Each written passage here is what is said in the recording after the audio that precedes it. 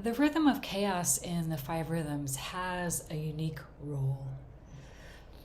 It's the rhythm associated with unpredictability, sometimes with intensity. It's like maximum expression right before whatever it is that's arising comes apart again. And in a lot of systems, a lot of practice systems, chaos is something to be avoided. Whereas in the 5 rhythms, we see chaos as a necessary part of the creative process.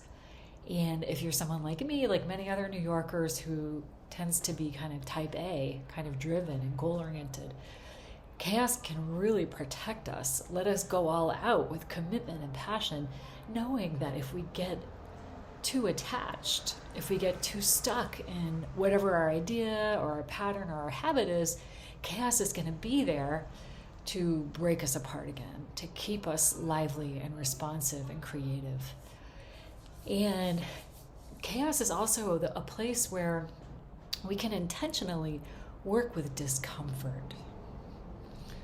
Right? So much of our time as human beings is spent trying to get out of discomfort, doing whatever we can do, pushing and pulling and really spinning ourselves, trying to avoid coping with the fundamental reality that sometimes life is not easy, is not pleasant, is not always comfortable. Our emotions aren't always positive, right?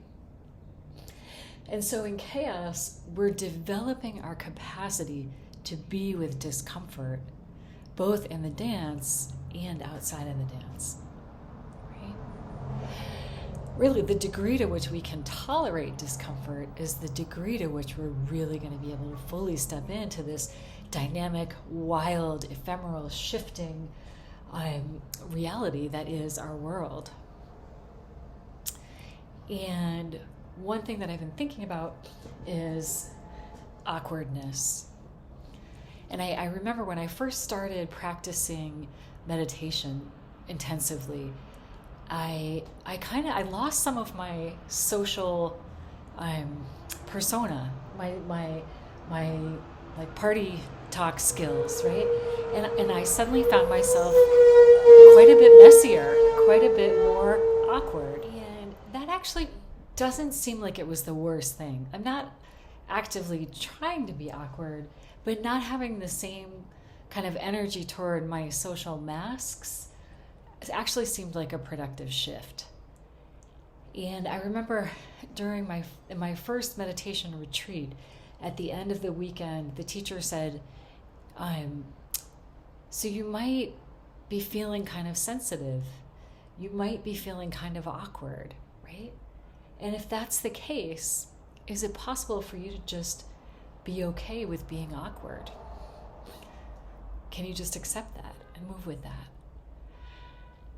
And to me, that was so comforting. It was so helpful, and in a way, so very edgy.